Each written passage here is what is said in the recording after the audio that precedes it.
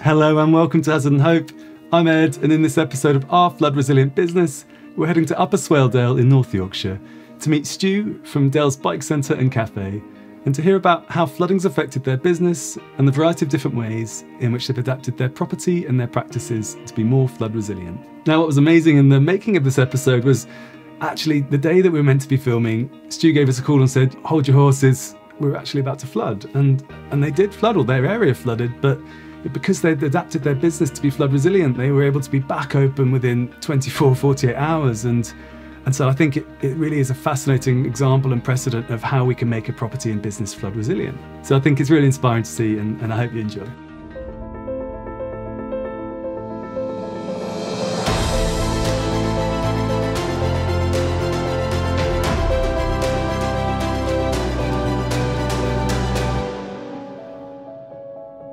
This episode of Hazard and Hope is sponsored by Yorkshire Flood Resilience. Due to our location, I guess, a flooding event is, like I say, the water backs up against the bridge at Grinton, it backs up and then spills out into this area. It is a floodplain, so the water rises and it's here for 3, maybe 4 hours, and then we can watch the water level drop. Within the space of 45 minutes, the water level just drops.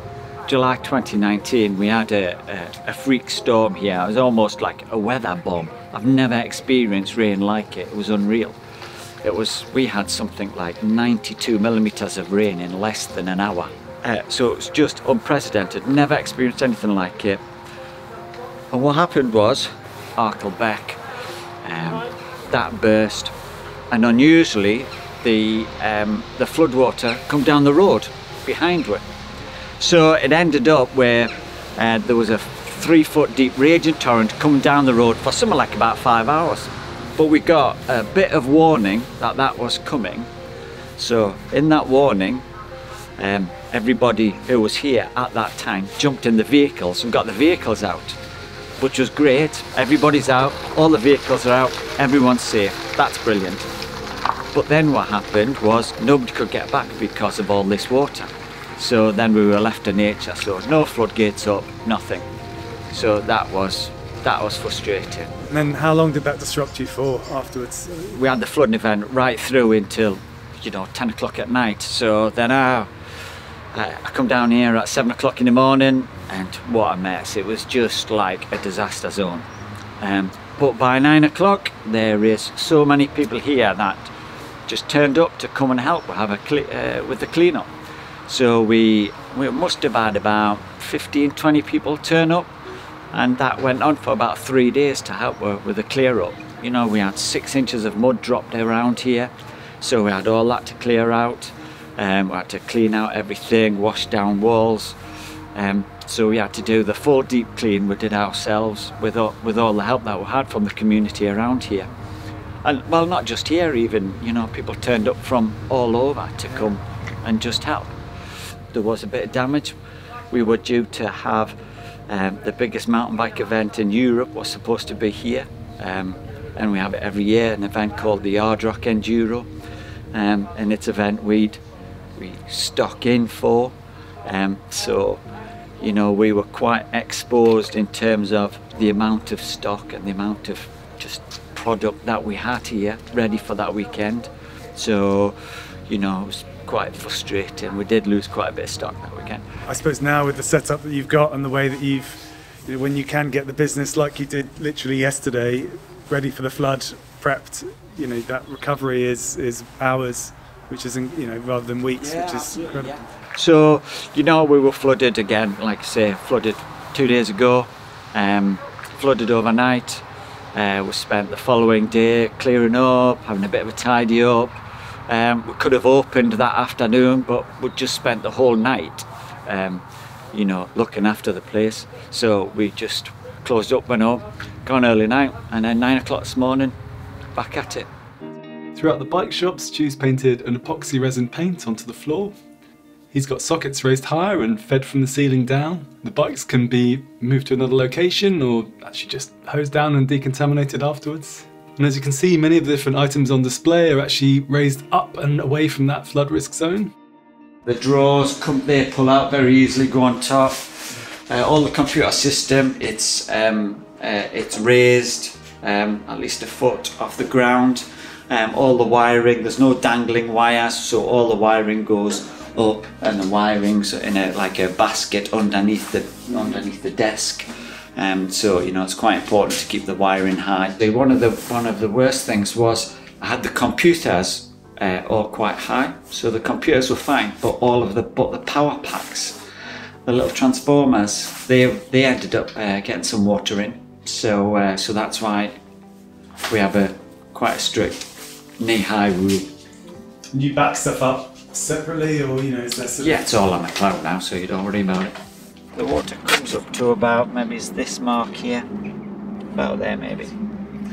Throughout the cafe you can see sockets raised higher and electrical and computer systems raised up. The kitchen's a combination of stainless steel and solid wood. Everything's kind of organised so that we can, in the event of a flood, or we know it's coming, we can pull out fridges, pull out the dishwasher, put them on top of benches. Everything's kind of laid out so that we can just lift it out, unplug it, put it on top of a bench. Yeah, brilliant.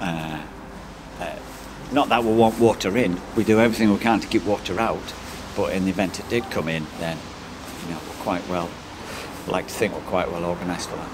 So the floodgates fit into the reveals of the door. You can see there's a bit of residue there. So we have the reveals of the door are pointed flat and square.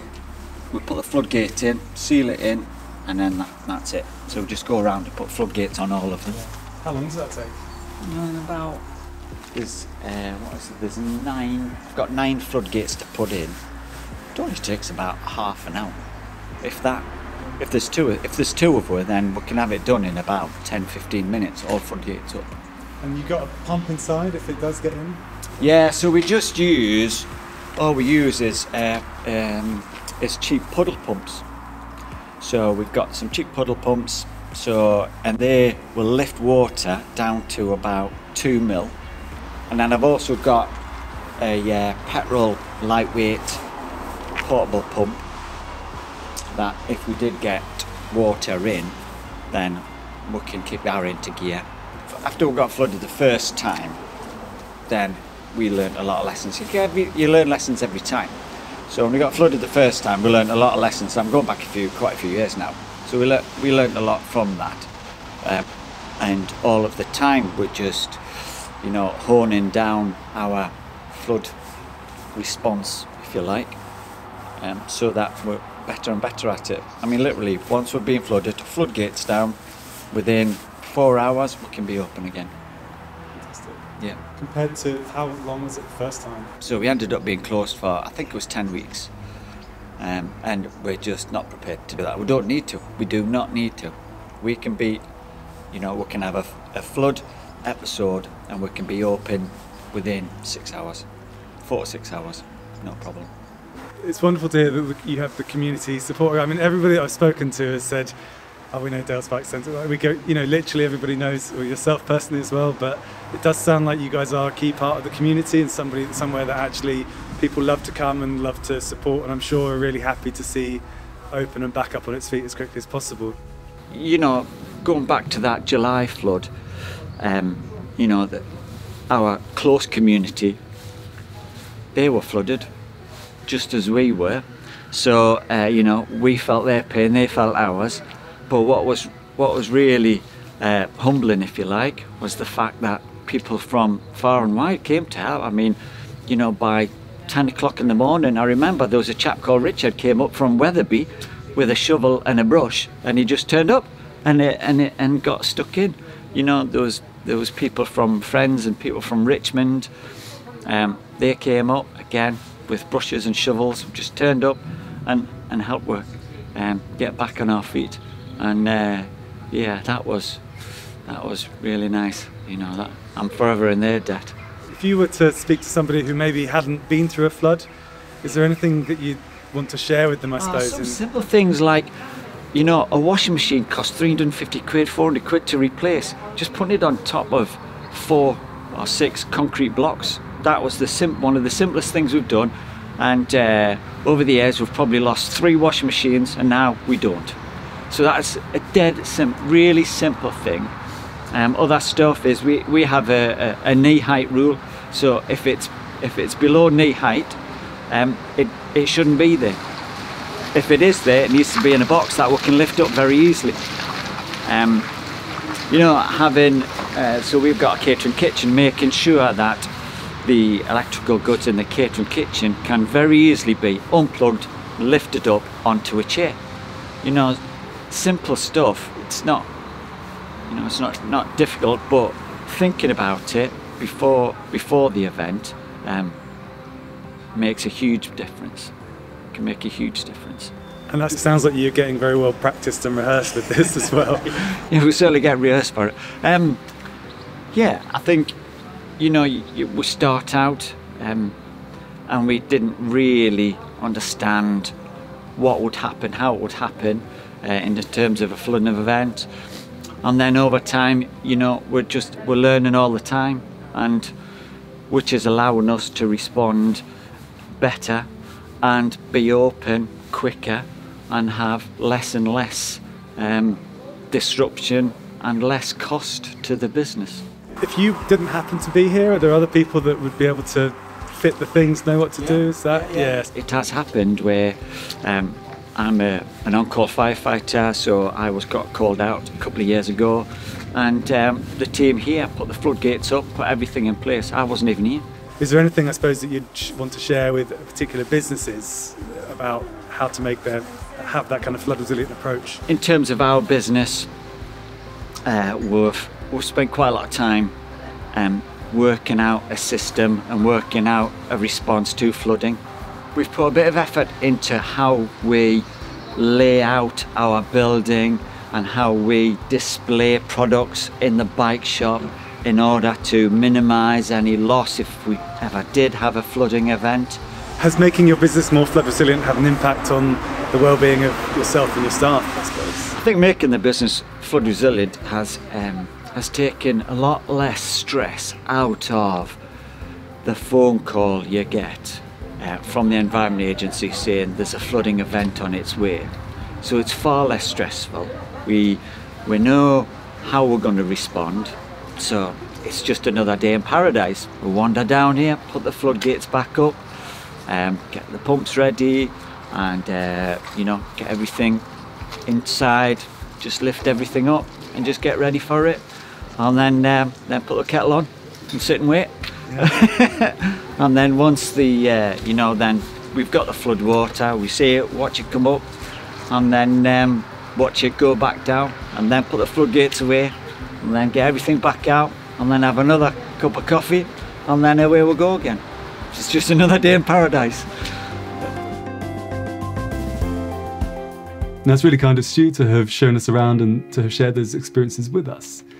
I mean, I hope you'd agree. I think he's the epitome of resilience, and his whole team are, you know, not just the way that they've adapted the building, but actually the routines and practices and sort of mantras they've put in place so that there's that awareness of how they manage flood risk and that preparedness. So if you're up in that part of the world, yeah, I'd say do check them out. They're such lovely people and clearly have that, as I say, community support as well, and they are an integral part of that community, and no doubt a crucial element of it getting back up on its feet. We have also got a 3D tour of Dale's Bike Centre and the cafe, which is available to view at hazardandhope.com. And with this model, you can click to move around it, and there's a variety of different touch points that you can interact with to find out a bit more information about the particular types of flood resilient strategies that Stu and his team have put in place. So thanks very much for listening, and if you'd like to keep updated on future episodes, please subscribe below, hit the bell for notifications, and we look forward to seeing you soon.